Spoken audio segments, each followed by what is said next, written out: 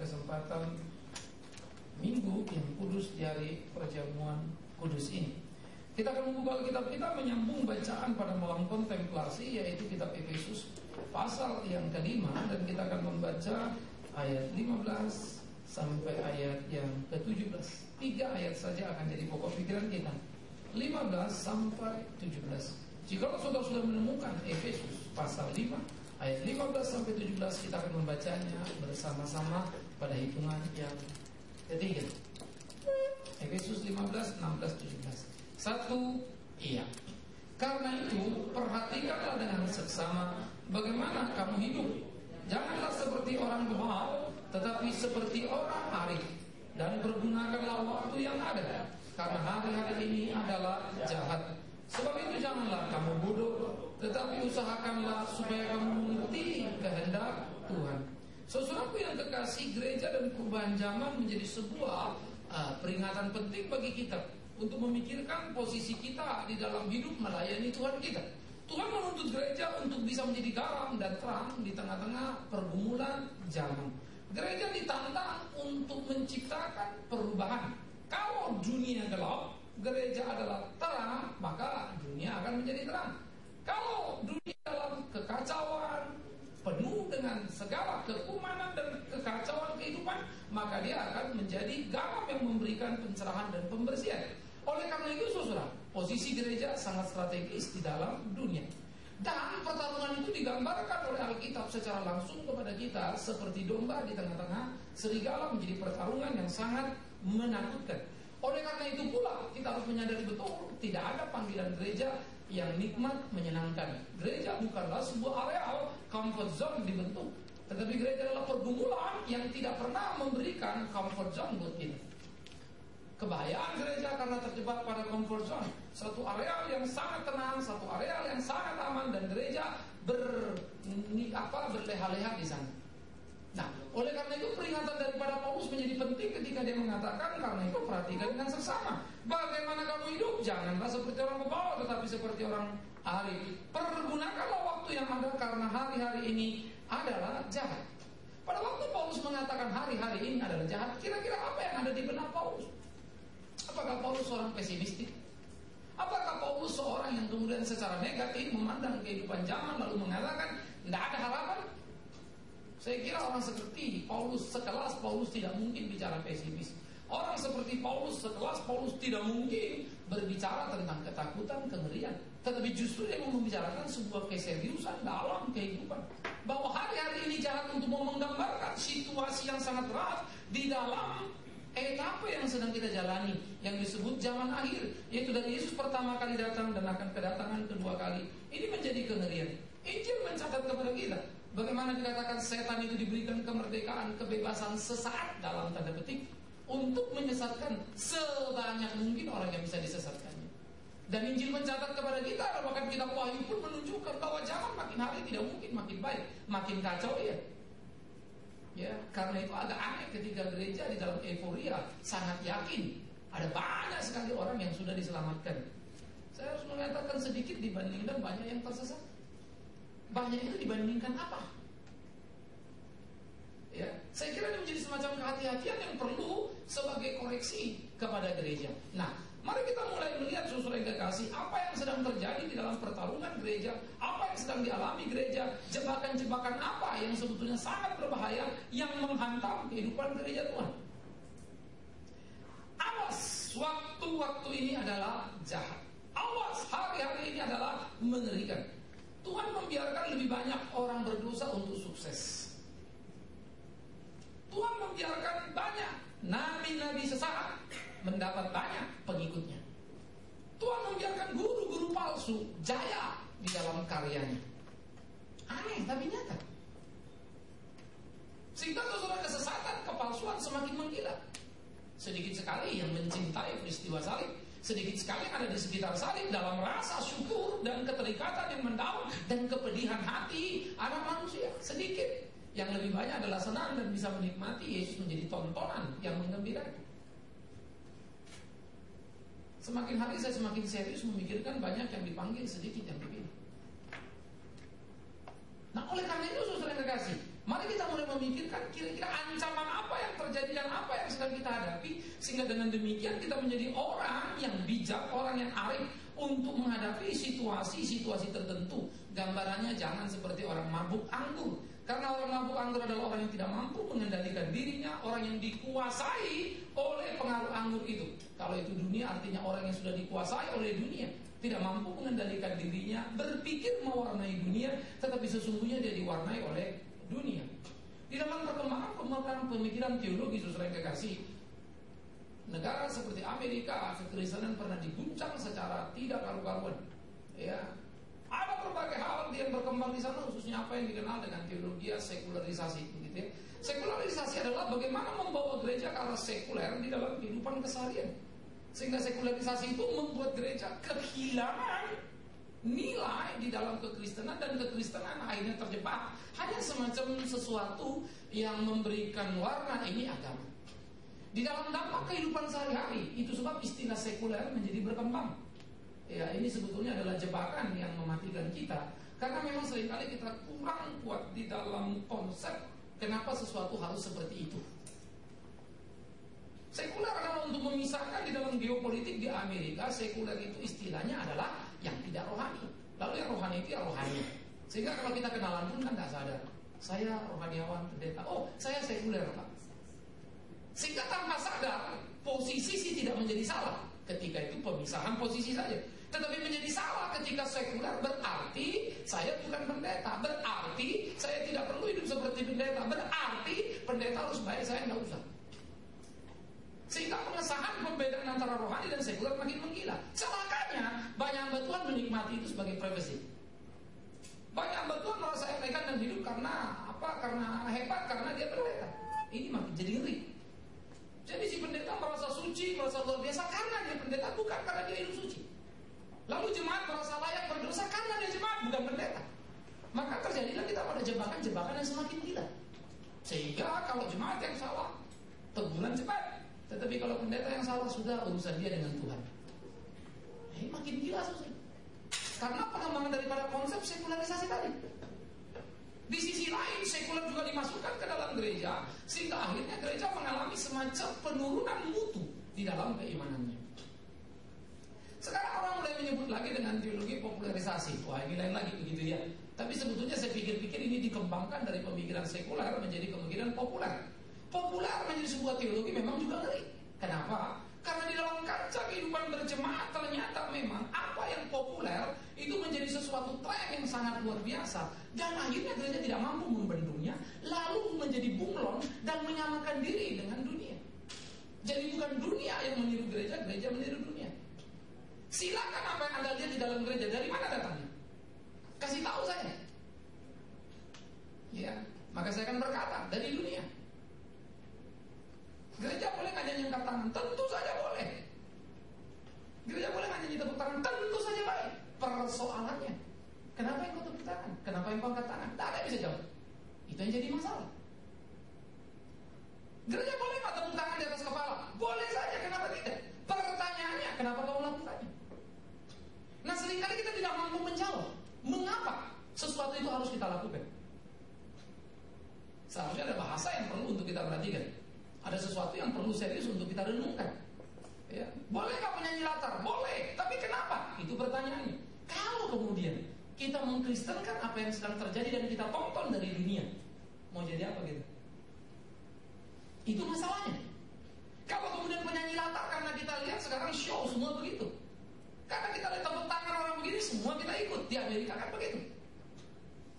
Sehingga popularisasi adalah mengutip apa yang populer di luar sana, memasukkan ke dalam gereja, tapi kita kehilangan makna. Ingat, ini bukan soal boleh tidak boleh, tapi kenapa? Yang jadi bahaya ketika semua kita lakukan tapi tidak tahu kenapa, maka kita kehilangan greget sebagai gereja. Sehingga jangankan mengubah dunia, di posisi yang sama saja kita sudah tidak ada karena sudah ditarik oleh arus dunia. Khotbah-khotbah sekarang pas dengan entrepreneur. Targetnya adalah jemaat senang.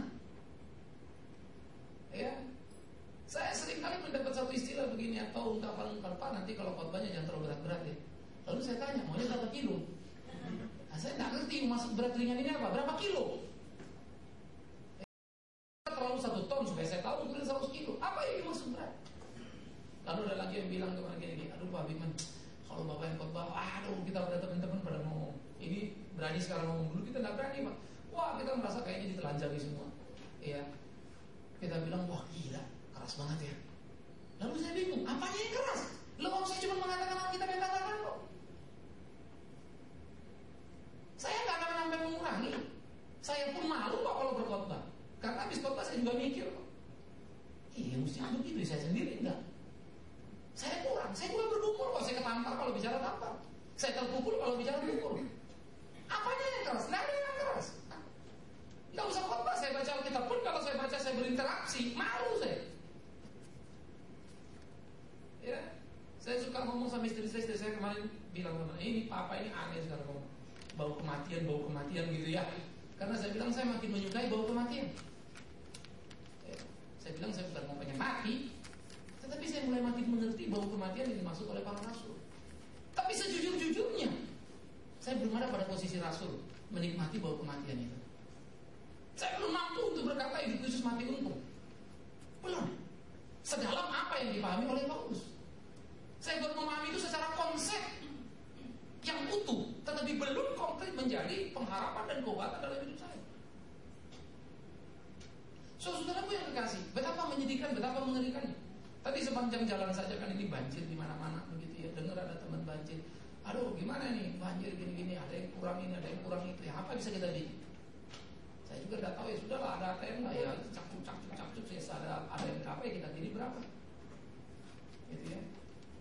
Lalu hari ini saya di radio dengar gelisah sekali. Sudah 2 hari di lantai 2 belum dievakuasi. Di Gading Molek begitu ya. Jadi sudah naik, kata sudah mau naik lagi nih. Lantai 2 pun sudah mulai kena. Lalu saya dengar gitu, wah gelisah sekali saya. Kadang-kadang dia dari awal pergi sampai pulang semua orang sudah sekian hari sudah lapor tidak ada evakuasi. Tapi kemudian dikasih perbandingan, cuma berapa ribu bawa karet, dikit sekali. Bagaimana mau evakuasi orang? Belum lagi yang membawa saranya ini sendiri berapa orang jumlahnya sedikit sekali dan memadai. Dan memang jujur saja kita tidak siap banjir ini. Ya, kemarin saya ngomong-ngomong sama satu teman. Iya Pak, kita juga banjir, rumah mewah banjir. Akhirnya anak kemarin keluar bawa apa, kita bawa truk ya Pak. Terus ada teman punya perahu karet kita turunin, bantuin orang. Saya bilang bagus. Ya saya tidak terlalu pusing apa yang you alami banjir, saya bilang. Tetapi saya bukan itu diskusinya, tetapi apa yang you lakukan itu bagi saya interest yang tinggi. Ya, banjir adalah sebuah kesempatan kalau kita boleh menolong orang. Kita tidak mengharapkan banjir, tapi banjir datang jangan ditangisi. Bagaimana dia bisa tolong orang? Tapi saya sendiri tidak berdaya menolong orang. Saya tidak bisa kerja keras kan. Ya, saya tidak boleh angkat yang berat-berat. Sehingga tadi saya telepon dia, perahu karetnya masih ada nggak? Wah mesti izin dulu sama orangnya Pak. Saya bilang tolong telepon kalau memang bisa. Paling tidak untuk Kelapa Gading saya akan masukin ke LC Intan Namayu jadi pos-pos supaya bisa bantuin dengan apa namanya perahu karet. Karena truk yang tronton dia turunin sekarang sudah tidak bisa lagi. Ya, kalau sudah 2-3 meter tronton sudah tenggelam. Kalau semeter saja masih bisa lewat. Lalu batin saya itu cuma pikir, aduh kayaknya pengen tolong semua. Tapi nggak bisa ya. Nggak bisa. Lalu saya mulai pikir-pikir begitu ya. Ih, betapa rapuhnya hidup kita ini. Mau nolong saja belum tentu kita bisa nolong. Apalagi tidak mau nolong, kan gila sekali hidup kita. Mau nolong nih, pengen nih, belum tentu kita bisa.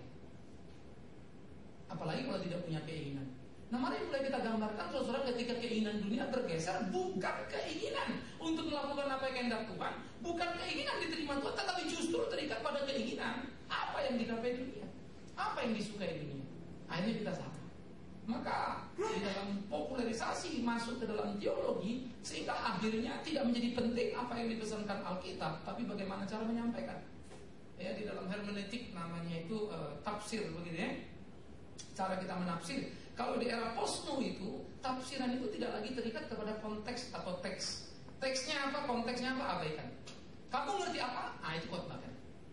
Sekarang semua khotbah yang begitu. Maka kadang-kadang kita baca ayatnya ini apa, kok larinya kemana? Lebih gila lagi jemaat. Saya paling gelisah saya kalau lihat, oh Pak, Bapak mirip Syanu loh khotbahnya. Oh, Syanu juga mirip Bapak gitu ya. Saya pikir-pikir orang itu saya tahu betul beda banget sama saya. Cek miripnya apa? Cuma cara khotbahnya. Dan cilaka ini. Cara khotbahnya mirip, lalu saya bilang mirip. Bapak cara berpikirnya jungkir balik. Bumi langit sudah beda. Kenapa dia bisa berpikir begitu? Karena bagi dia tidak penting lagi hati sebetulnya apa yang disampaikan. Tapi penting cara penyampaiannya kayak apa. Enjoy gak dia terimanya? Seneng gak dia? Itu entrepreneur suksesnya kan di situ. Ketika orang-orang merasa di-entertain dan orang-orang merasa puas, merasa enjoy, sukses lagi. Lalu orang balik lagi pengen denger dia lagi. Semua kan begitu, saudara. Sehingga kadang-kadang sebuah show itu tergantung lagi siapa yang bawa acaranya. Sebuah acara bagus apa tidak bagus seringkali bukan acaranya, siapa yang bawa acaranya. Itu jadi figur. Maka khotbah bagus tidak bagus bukan siapa, apa isi khotbahnya, siapa pengkhotbahnya. Itu yang penting, bukan apa isinya. Sehingga kita mengalami semacam satu kengerian yang luar biasa sekali, popularisasi tadi. Sehingga pendeta pun mesti dikatrol atau ditempatkan pada posisi populer apa tidak, punya daya tarik apa tidak.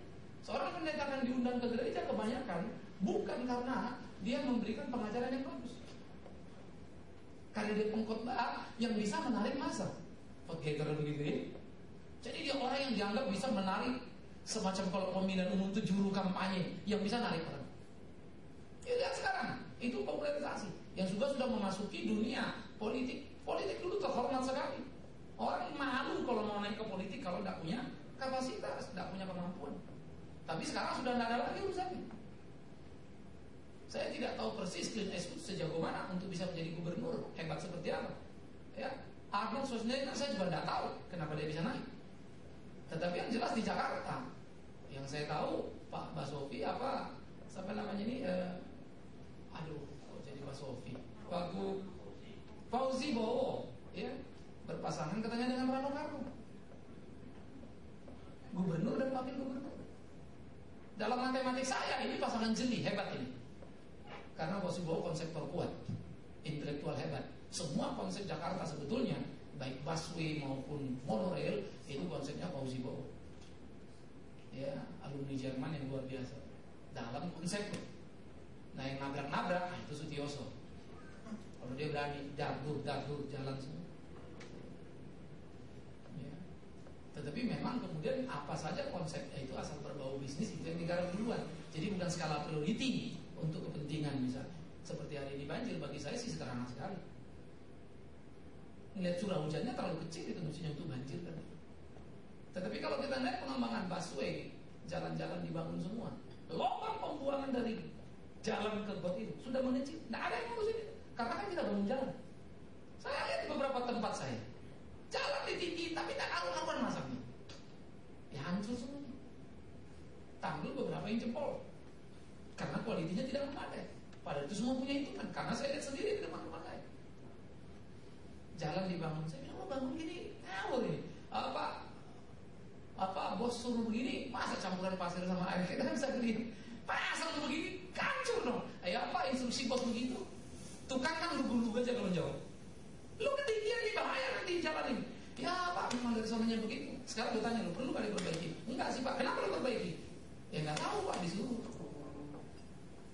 Yang teknik aja tahu ini nggak perlu diperbaiki, tetapi kemudian diperbaiki.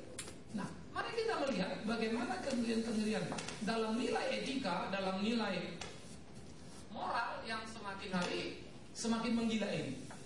Maka terjadi pemerosotan yang cukup menakutkan. Nah, sesuai kekasih di dalam bagian-bagian seperti ini, pada waktu kita melihat, maka kita perlu memikirkan sebuah pergumulan yang serius di dalam kehidupan kita. Bayangkan kalau gereja punya sikap yang sama, tenggelam, menjadi oportunis, mau jadi apa gitu? Ya, saya kira Indonesia ini euforianya gila-gilaan. Sejujur-jujurnya lah, waktu Megawati naik begitu misalnya jadi presiden ya, nalar kita tidak bisa menjelaskan ini. Ya, tetapi bagaimanapun sentimental, emosi yang begitu tinggi memang layak untuk mengantar dia ke sana. Ya. Ini menjadi hal-hal di mana kita memang ya nalar kita agak sedikit di bawah begitu ya. Ini mengakibatkan hal di mana kita memang agak berbau mistis sehingga rasa lebih mendahului daripada logika. Sebetulnya itu juga yang terjadi di Amerika, karena Amerika itu multiras. Pengaruh Negron Spirit sangat kuat. Eropa itu masuk ke dalam Amerika kuat di dalam filosofinya, Tetapi kemudian pada waktu rasionalisasi berkembang di Amerika, orang-orang berpikir sudah mulai jenuh. Sehingga tahun 80-an 1 dari 15 orang Amerika berusaha dengan psikiater. Wah, itu stressingnya gila. Tahun 80, bagaimana ke tahun 2000? Saya belum punya data terakhir. Pasti meninggi sekali, mengakibatkan mistis bisa hidup di sana. Sehingga orang bermain rasa. Maka apa saja pun yang menawarkan rasa laris di Amerika, tapi di Eropa tidak laku. Karena Eropa masih kuat di dalam filosofisnya. Sangat cool, sangat dingin, sangat ini, pikir baik-baik gitu. Kita sudah kena dispenser. Jerman kalah sama kita. Kita di rumah dispenser. Di sana ini baru berapa tahun lampau. Kantor-kantor pakai dispenser. Ketika dicek kenapa? Mereka cek dulu. Orang lain pakai dampaknya ada. Dilihatin dulu 5-10 tahun orang pakai. Bukan dia nggak bisa bikin. Dia tahu ini berisiko. Maka dia biarin dulu. Mati kan orang pada. Baru dia bikin pelan-pelan. Ya. Kita sudah pakai Betamax di sana VHS. Waduh, masih gede-gede begini. Kita pakai PCD, dia tidak mau pakai PCD, tapi dia langsung lompat ke DVD. Nah, ini tidak bagus. Jadi dia hitung betul teknologi layak apa enggak. Sehingga saya pikir ini cara berpikir Kristen hebat sekali. Uji segala sesuatu, cocok enggak, layak enggak. Sekarang Kristen apa aja disikat semua. Kita menjadi konsumeris. Maka kekristenan itu ketika sama sikapnya dengan dunia seperti itu, maka kita menjadi korban yang paling hebat. Siapa saja pengkhotbah datang laris sudah. Apalagi kalau punya kesaksian hebat-hebat begitu ya. Dulu dukun bisa terbang, sekarang terima Tuhan. Iya. Tapi dukun bisa terbang, terima Tuhan. Saya udah gak bisa terbang, tapi kalau melihat masih bisa. Katanya udah terima Tuhan, makin bingung lagi kita. Amin, semua tepuk tangan lagi. Ini sama gebleknya sudah. Karena popularitas tadi. Nah itu sudah menghantam seluruh sendi-sendi di depan gereja. Sehingga sekarang gereja semua lomba-lomba. Ki Gendeng, semua gereja undang Ki Gendeng. Terakhir gerejanya jadi gendeng. Semua berpacu. Waktu orang kemudian tanya saya ketawa saya. Karena saya coba berpikir juga untuk kritis dalam segala hal. Saya ikuti betul Ki Gendeng. Dari pertama kali saya sudah curiga statement dia bahaya sekali dalam kalimat. Saya perhatiin kalimat dia. Saya ikuti. Pada waktu gereja masih memuji-muji dia pada general anti Cina di Bogor. Kan gila ini orang gereja. Gereja tolol bagi saya. Kok orang gini loh undang. Tapi tidak pada tahu. Saya tidak tahu orang Kristen baca apa. Padahal di Quran jelas. Lalu dia ngaku diculik. Lalu balik sendiri. Siapa yang culik? Dia sendiri.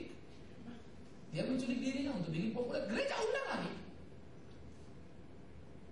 Lalu sampai terakhir kemudian dia mau nyantet dari Amerika. Busnya mau dia santet. Waktu dia wawancara saya ketawa setengah mati. Bagaimana dia mau nyantet bus? Orang memang bukan tukang santet kok. Saya ingat betul pada waktu ada lagi rame-ramenya dia ngaku santet orang segala macam. Ada satu jagoan juga dari Banten, dari mana komentar ini. Makin banyak orang bicara, itu menunjukkan tidak ada apa-apanya. Nah, ini memang guru besar saya ngomong. Jadi dalam dunia perilmuan begitu kan, pasti guru ini ngomong betul. Sudahlah, gak usah telaten. Gitu aja jawabnya gitu. Ya asik juga nih jawabannya. Untuk menunjukkan betapa tidak berkelas. Tetapi saudara heran sekali gereja bisa jadi korban. Sesudah itu geger lah berurusan. Kok bus begitu apa namanya Ki Gendeng begitu sih? Itu karena Ki Gendeng mau santet bus yang dianggap Kristen. Coba yang disantet adalah siapa ini presiden Iran. Mungkin semua orang Kristen juga amin-amin kali. Haleluya, puji Tuhan. Kuasa Allah dinyatakan pada Ki Gendeng, kan begitu kan? Hanya karena yang disantet beda. Tapi karena yang mau disantet Kristen, George Bush yang ditangkap Kristen dan membela Kristen, maka gelap mata orang-orang Kristen. Tragis ya. Padahal Amerika sudah membuat keputusan-keputusan blunder yang sama sekali tidak Kristiani, menyerbu, menghancurkan Irak. Sampai kapanpun bicara Kristen, itu sangat mengerikan. Bahkan logika politik saja pun masih sulit untuk menerima. Logika demokrasi tidak jalan di sana. Bagaimana orang Kristen bisa mengatakan puji Tuhan, Saddam sudah mati? Urusanmu apa sama Saddam? Minjem duit nggak apa enggak kok? Kenapa kamu ribut? Tapi itu orang Kristen. Kita sangat emosional. Kenapa rupanya kalau banyak penjahat di dunia ini? Kenapa kalau semua presiden jahat-jahat? Memang kita untuk dianiaya kok, domba di tengah serigala. Tapi karena populeris tadi, kita jadi berbeda. Maka apapun yang dianggap populer dalam sebuah keputusan, itu menjadi benar. Karena kita sudah digarap ke sana, dibawa ke sana, digiring ke sana. Kebenaran sudah itu. Jadi kebenaran bukan kebenaran, tetapi apa yang bisa diterima banyak orang, populer. Sehingga semua mengalami noda-noda yang sangat menakutkan dan makin hari makin mengerikan. Karena itu tidak heran kalau Paulus berkata, hati-hati, waktu-waktu ini adalah waktu-waktu yang jahat. Pertarungan pergumulan menjadi sengit sekali. Waktu-waktu ini adalah waktu-waktu yang jahat sekali. Karena gereja mesti betul-betul mampu menempatkan diri untuk menggarap banyak hal di dalam kehidupannya, atau gereja akan tenggelam. Saudara-saudara yang kekasih, saya bertemu dengan banyak orang, berbicara dengan banyak orang, ya. Bertemu dengan orang-orang sukses secara materi, berbicara dengan mereka, konsep pikir mereka coba saya amati. Tak gampang. Ya, saya lihat, berapa sulitnya mereka ini menjadi Kristen. Mereka pengen jadi Kristen, tapi di mata banyak pendeta mereka Kristen yang baik. Kalau saya bilang, lu mesti belajar. You mesti belajar, mesti mampu gini. Berat banget Pak. Ya itu Kristen.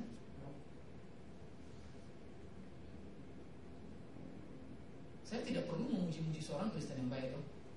Dengan sendirinya pujian akan datang pada dia. Nah oleh karena itu saudara yang kekasih, di dalam bagian-bagian seperti ini saya kira menjadi satu pergumulan yang sangat serius, supaya gereja tidak terjebak pada sikap itu. Karena itu ariflah, bijaklah. Dunia sudah semakin mengerikan. Maka Amerika menjadi korban daripada teologi popularisasi. Ya, konsep-konsep sosiologi menghantam, konsep-konsep psikologi menghantam. Maka gereja full entertainment. Ya, makin hari makin ngeri. Sekarang gereja yang dibilang diberkati Tuhan apa? Gereja kalau besar, banyak jemaatnya, tapi diberkati Tuhan. Walaupun dalam prakteknya mengerikan. Ya. Saya lagi nulis juga di Kampus Reformata, menyinggung sedikit tapi tidak menggali data, karena memang itu sudah digarap oleh majalah ekonomi dari Amerika. Bagaimana transaksi gereja di Amerika billion US dollar, sampai bisa hire orang-orang dari Harvard University, dari Berkeley itu untuk memanage mereka punya uang. Udah berisik kayak company. Padahal untuk membayar orang-orang lulusan Harvard Berkeley ini pasti jauh lebih mahal daripada membayar seorang master atau doktor dalam bidang teologi. Gila. Mereka jadi profesional di sana. Memang luar biasa sekali. You masuk itu seringkali bukan suasana Roh Kudus, tapi wah kan gitu ya.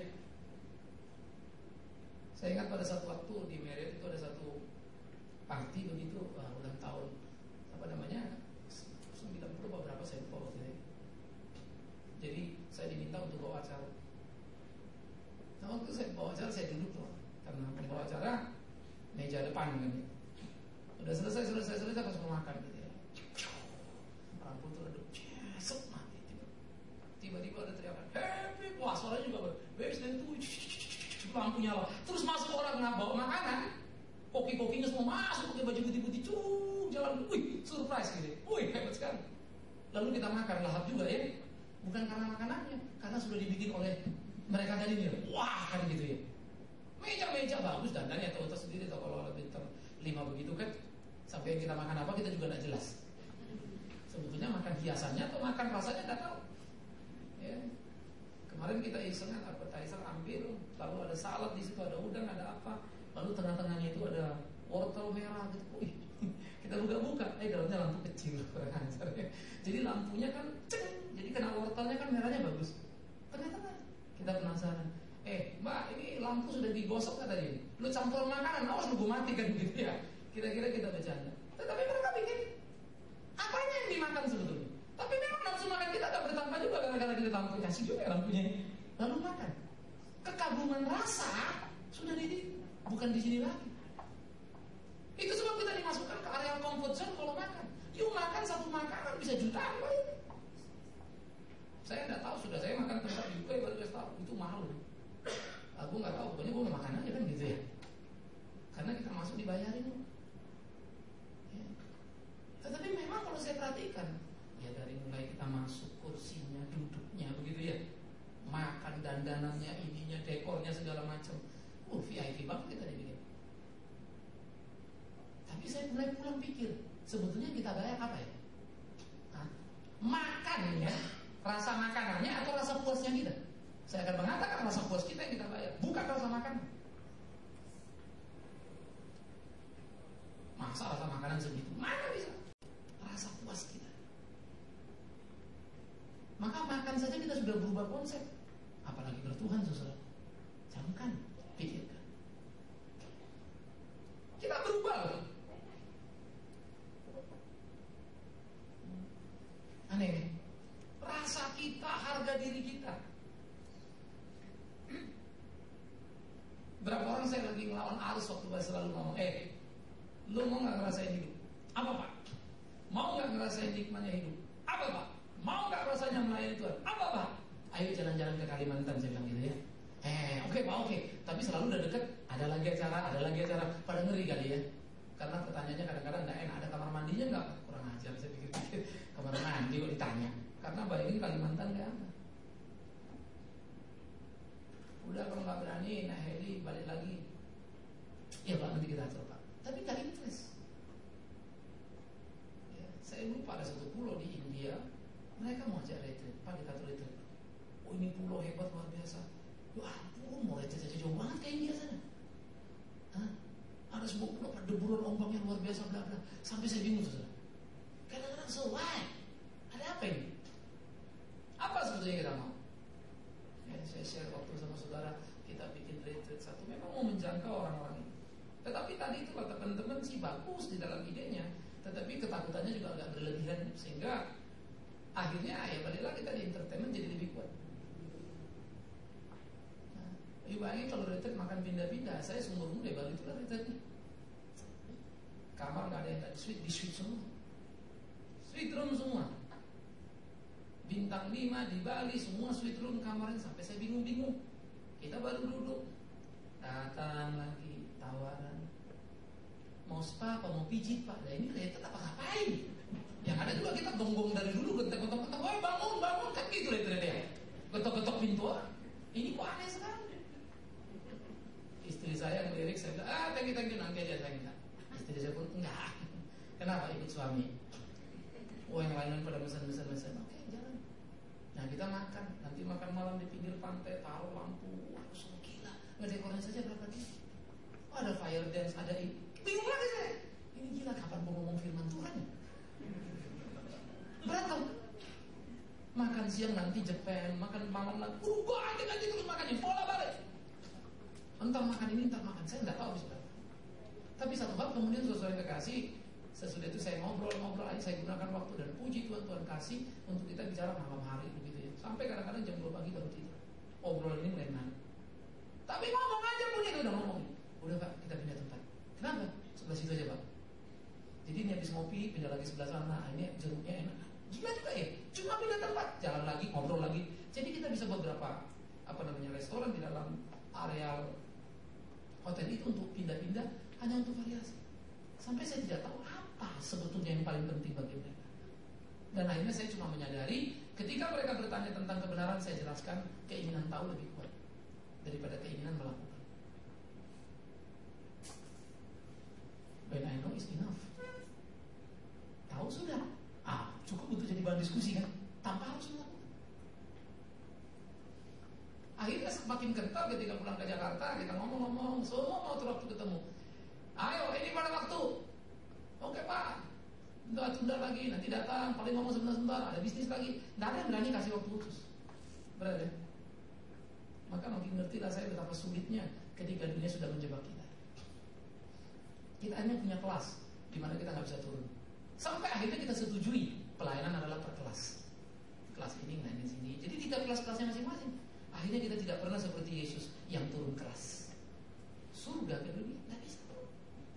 Dan kita memang menyetujui bahwa pelayanan pun perlu berkelas. Tragis. Tidak salah juga ketemu orang kaya di tempat yang mewah. Tapi kalau itu jadi standar, betapa bahayanya. Populer. Maka Injil makin hari makin aneh. Kebenaran-kebenaran Injil itu dirasakan, wah kalau gitu mas siapa yang bisa Pak? Berat banget, sulit banget. Sehingga makin sulit kita menemukan pengorbanan, keberanian untuk melakukan apapun untuk Tuhan, makin susah. Melayani pun akhirnya kita harus ada pada comfort zone tadi, rasa aman. Bahwa sesudah melayani kita nggak akan kehilangan, sesudah melayani kita nggak akan kekurangan begitu. Malah kalau perlu sesudah melayani tambah lagi. Mengerikan sekali. Padahal tidak tentu loh, sorry ya, tidak tentu, sekali lagi tidak tentu. You habis melayani menderita, tidak tentu. Karena penderitaan itu bagi saya anugerah yang gak sembarangan kok Tuhan kasih. Maaf, menderita pun itu spesial yang Tuhan berikan pada orang-orang kecintaan. Tidak semua orang bisa dapat itu. Kita pikir kalau dalam Tuhan kita menderita, omong kosong. Belum tentu. Minta saja saudara belum tentu dikasih. Karena dia tahu nilainya. Mau jadi kayak Paulus, ditangkap, digebukin, tidak tentu kita ngalamin itu. Minta pun belum tentu dikasih. Perhatikan kalimat saya. Jadi jangan anggap remeh pada penderitaan. Tapi kalau pada kenikmatan dipukul orang lolos, gampang itu. Belajar dari politisi pun kita bisa. Tidak perlu ikut Tuhan, ikut setan kita. Miskin jadi kaya gampang, ke Gunung Kawi aja. Susah amat. Sakit sembuh, ke Banten semua. Gampang kan? Tapi kalau Yesus yang memberikan kesembuhan atas sakit, kekayaan dalam kehidupan, pasti beda waktu dia memberikan. Karena kekekalan daripada sikap. Nah karena itu saudara yang kekasih, kita tidak bisa masuk pada nilai-nilai pikir recehan yang sekarang sudah menghantam gereja. Maka perlu sebuah kehati-hatian. Nah saya pikir ini memang perlu untuk ditumbuh kembangkan dalam pergumulan zaman. Ya pelayanan radio kita makin hari saya rasa dapat banyak berkat. Banyak orang telepon dia sekarang saya berubah konsep. Banyak orang yang tanya frustrasi, rasa sudah doa, begitu ya. Kok Tuhan tidak jawab-jawab? Karena sudah dicekokin oleh banyak teologi yang salah diterima. Pas dengar khotbah kita nanti, hei, kau menderita, kau pikir kau hebat? Kau susah, kau pikir kau luar biasa? Bodoh orang Kristen merasa seperti itu. You rasa Tuhan tidak dengar kelewatan kamu. Saya kan kadang-kadang khotbah juga. Kau pikir kau siapa? Pikirkan baik-baik. Seharusnya kau bangga atau memberikan kesempatan ada benturan dalam hidupmu, beriman atau tidak. Sudah mau bunuh diri, dokter rasa kecewa. Saya juga tidak ngerti. Dia bilang, jujur Pak, saya dengar khotbah itu diselamatkan. Saya bilang, no, jujur doa sama Tuhan. Tapi saya pikir you mesti koreksi diri. Saya gituin. Saya berani mengatakan, you punya konsep tentang Tuhan sangat besar. Kalau sampai kamu merasa kecewa, karena Tuhan kayaknya nggak tolong dia sudah fokus, dia mau bunuh diri. Dokter nggak kurang kerjaan, rumah punya, uang ada, kok bisa? Dia orang bisa stres. Satu rekan kita lagi punya kasus orang kaya itu. Keren, saya lihat miss call tadi, saya lagi belanja telepon. Kenapa tadi telepon? Iya. Kenapa? Waduh, saya kayaknya berat sekali. Kasus kemarin dia mau ke sini, hampir beres, jadi pindah lagi, ditangani lagi. Dipimpong-pimpong terus kan uang terus. Terus kenapa? Iya, kenapa Tuhan gitu ya?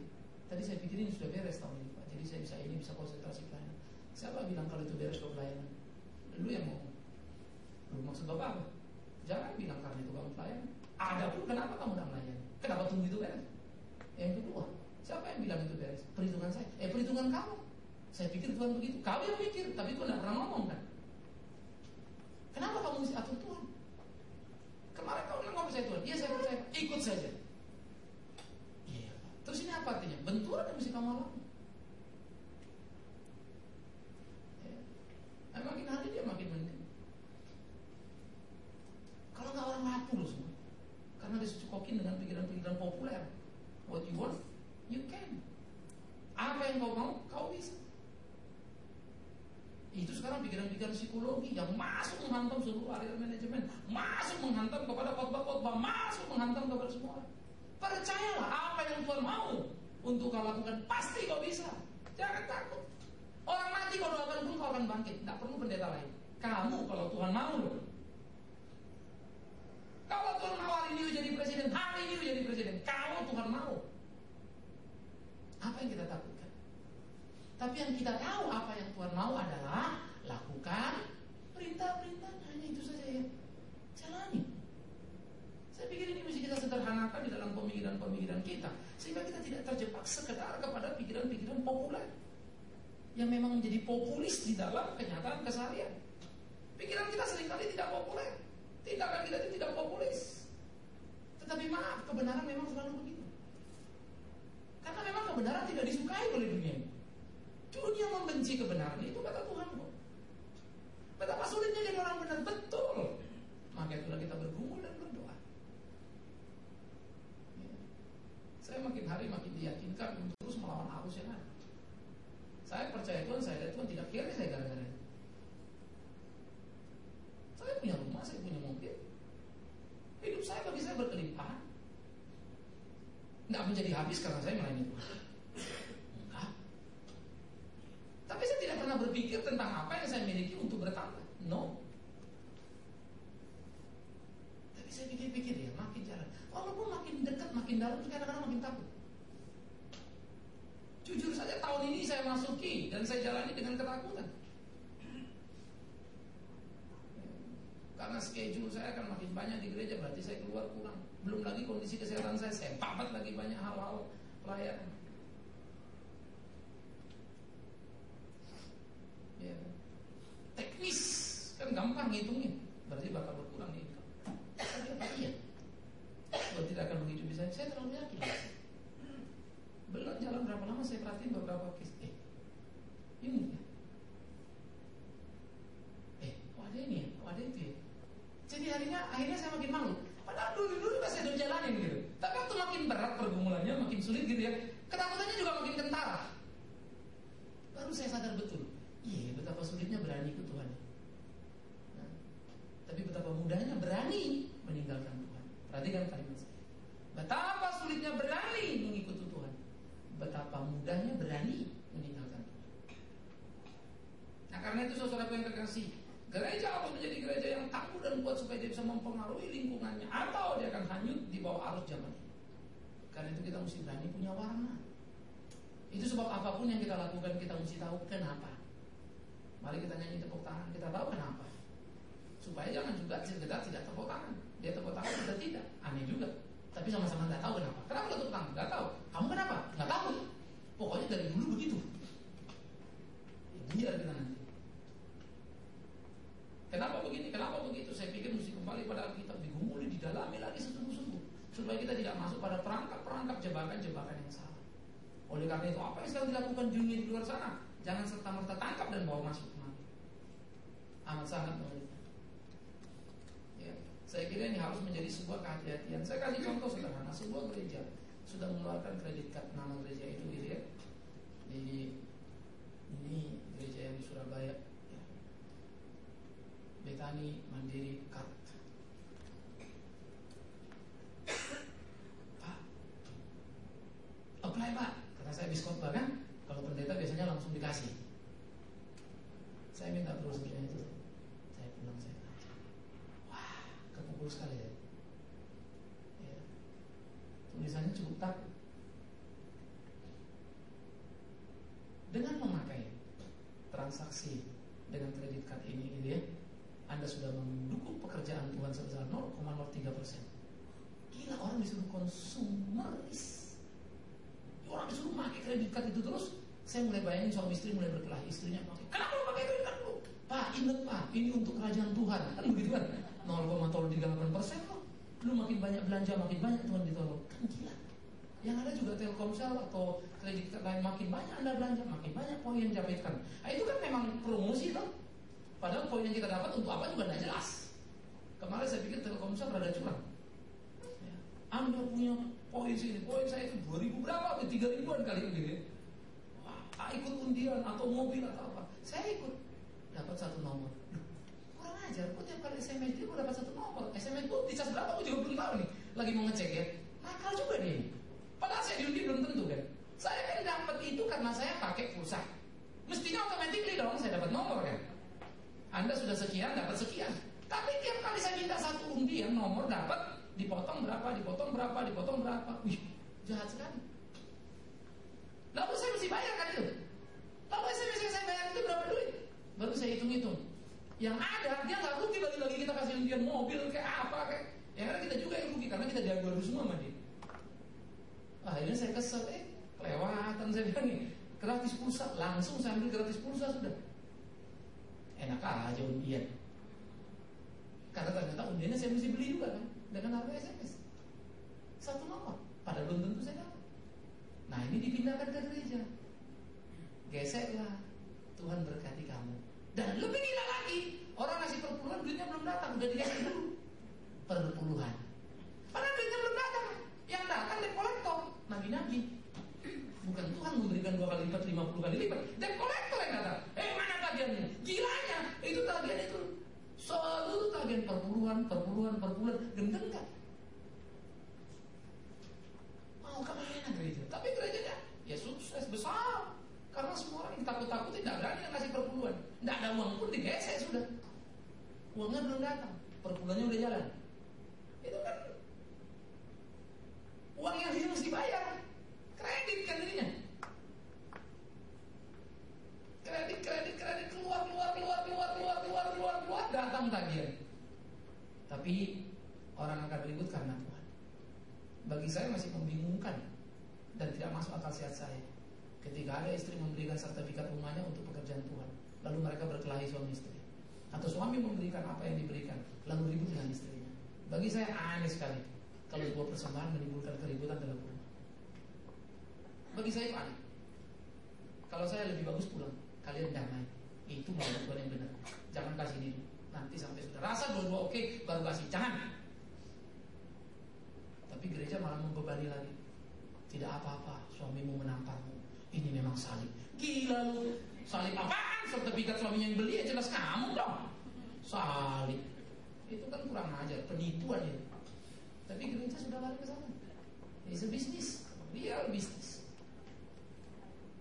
Saudara yang kekasih, saya sadar betul dalam pikiran popularisasi, dan saya mampu untuk melakukan itu.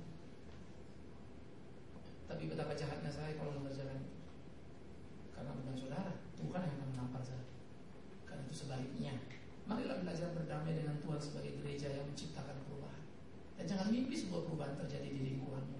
Kalian sendiri, aku sendiri, tidak berubah.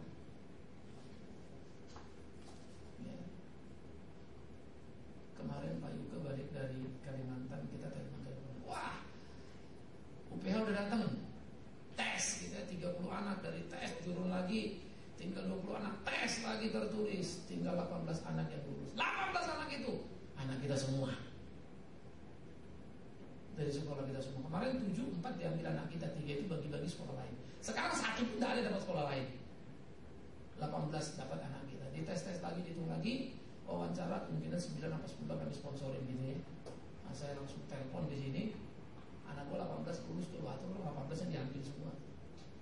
Supaya 18 bisa masuk di UPH.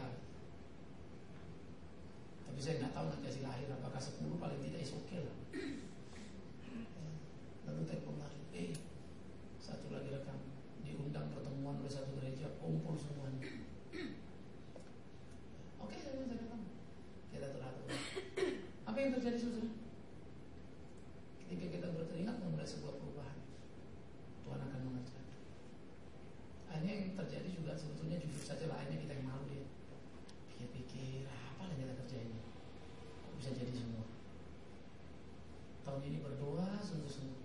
Saya berharap semoga Tuhan boleh memenuhkan dahaga gitu ya kita semua, supaya satu anak kita ini diwisuda tahun ini. Kalau diwisuda oleh Tuhan berarti diwisuda, diizinkan Tuhan mulus semua, tidak ada masalah. Aduh, rasanya satu tetes dahaga itu nikmat sekali ya. Ternyata betul ya, kalau kita melayani Tuhan tidak ada yang mustahil. Betul ya. Kita investasi berapa miliar sudah ya, tapi tidak berarti kita dapat uang banyak. Yang ada juga keluar uang capek. Wah, semua juga nggak harus. Belum lagi disalahpahami, belum lagi ini, belum lagi itu. Tapi mau menciptakan perubahan, saya maka bersyukur lewat mimpi. Lewat Pama kita rasa puji Tuhan sekali, Tuhan berkati, terus kita bikin perbaikan-perbaikan. Banyak sekali jadi berkat, baik suara kita di radio, tabloid kita Reformata, begitu ya. Banyak juga pertemuan kita jalani. Maka tahun 2007 makin kuat bagi saya ketika Tuhan percayakan untuk gereja juga menciptakan berbagai dinamika, kita menembus dan kemudian kami menciptakan berbagai perubahan. Seperti apa? Saya belum tahu. Tetapi yang jelas sejauh ini sudah terlalu banyak orang datang ketemu ngomong sama saya, positif sekali. Ya. Saya pun nanti kenapa lu belum nanya-nanya, kita udah punya gereja. Yang ini mulai nanya pada mau ikutan ini, mau bantu apa mau. Saya juga tidak tahu kenapa. Tapi kita lihat saja nanti Tuhan mau apa. Karena saya pun tidak berani ngomong apa-apa. Ya. Tetapi yang jelas kantor kita sudah kita mulai di Tim Plaza 24, kita akan jalan terus bergerak step by step seperti apa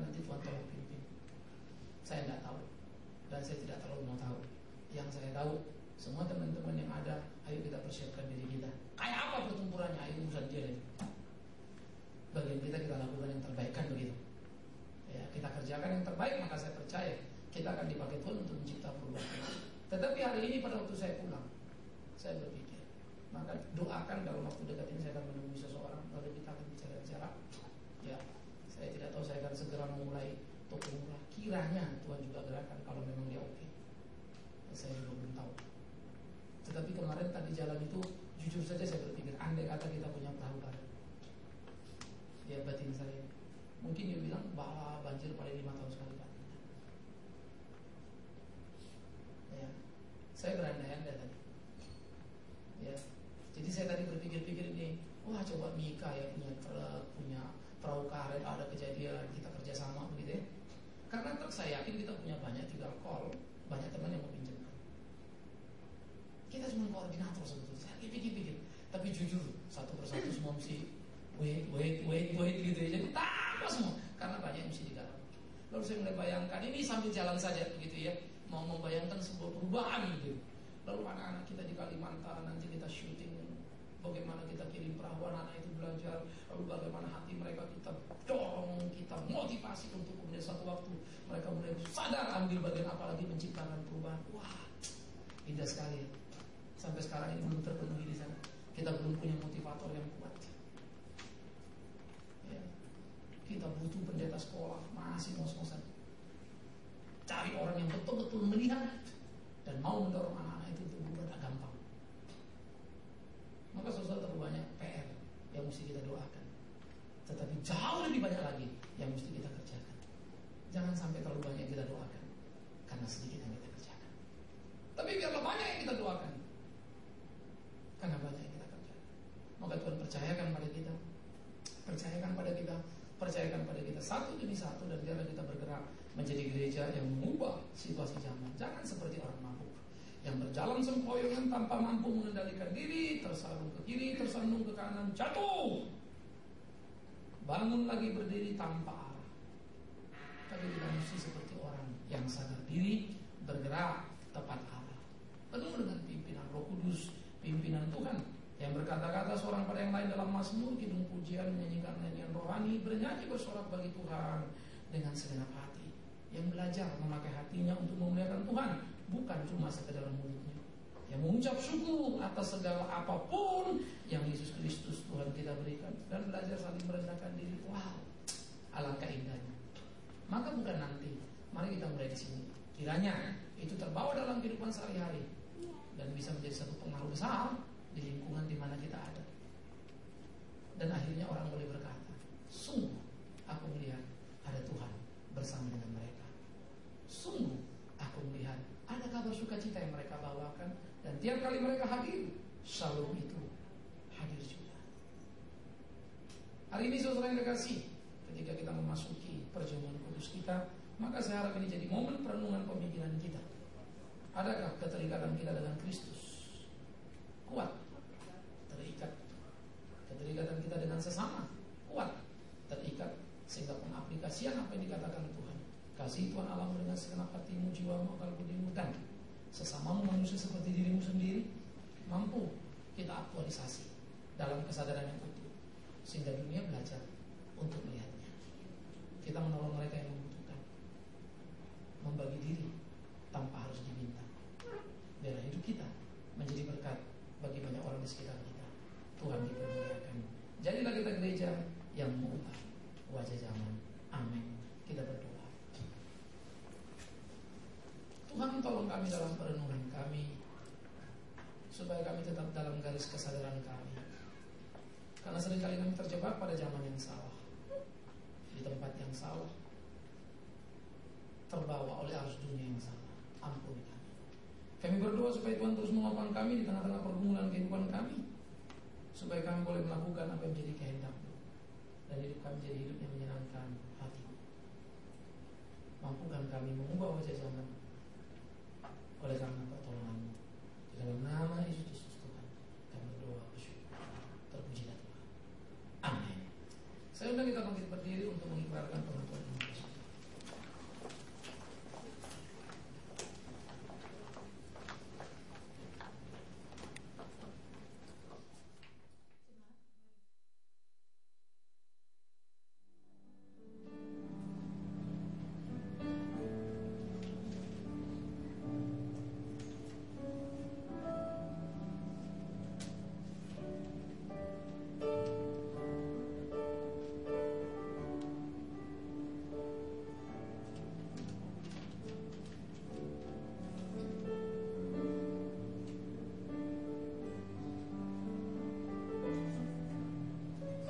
Saudara terkasih, di dalam nama Tuhan Yesus Kristus, roti dan anggur telah tersedia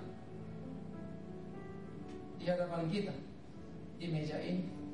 Tetapi janganlah kita terpancang kepada roti dan anggur yang berada di hadapan kita ini, melainkan angkatlah hati saudara-saudara kepada Yesus Kristus Tuhan kita. Sebab itulah yang layak dan sepantasnya kita lakukan. Dialah roti sejati dan sumber kehidupan abadi. Roti yang dipecah-pecahkan ini mengingatkan kita akan Tuhan Yesus Kristus yang sungguh-sungguh mengorbankan dirinya untuk keselamatan kita. Seperti pada waktu malam ia diserahkan, diambilnya roti sesudah itu mengucap syukur, katanya, "Inilah tubuhku yang diserahkan bagi kamu, perbuatlah ini menjadi peringatan akan aku."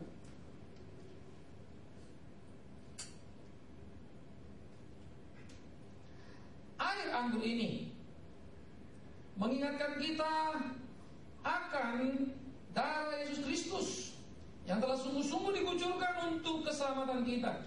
Seperti pada waktu malam sesudah makan, diambilnya cawan minuman sambil berkata, "Inilah darahku, darah perjanjian yang telah ditumpahkan bagi orang banyak untuk pengampunan dosa. Perbuatlah ini menjadi peringatan akan aku." Musik akan mengiringi kita dalam perjamuan kudus ini.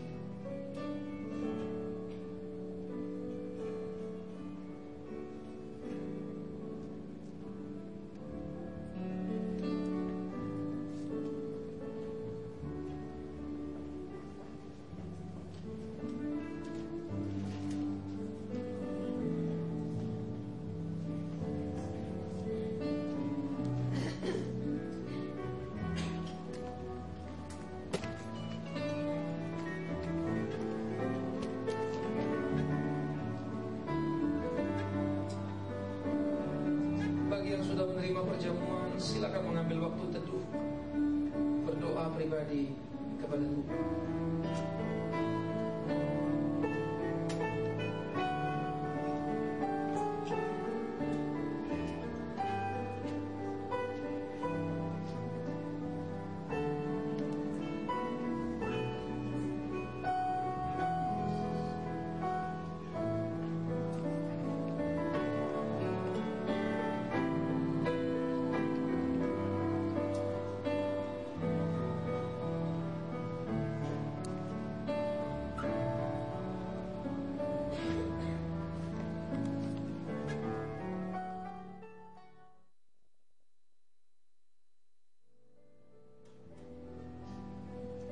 Apakah di antara saudara ada yang belum menerima perjamuan?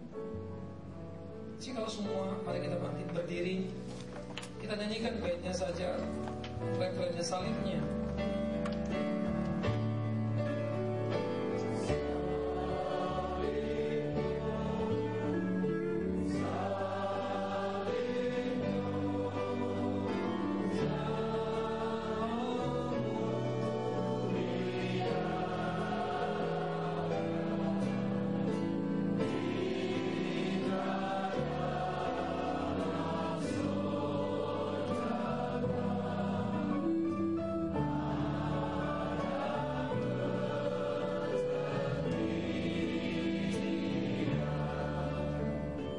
Roti di tangan kanan. Saudara-saudara, sambil mengingat dan percaya bahwa tubuh Tuhan Yesus Kristus telah menjadi korban bagi keselamatan kita dan sekaligus menandakan keselamatan antara Allah dan kita.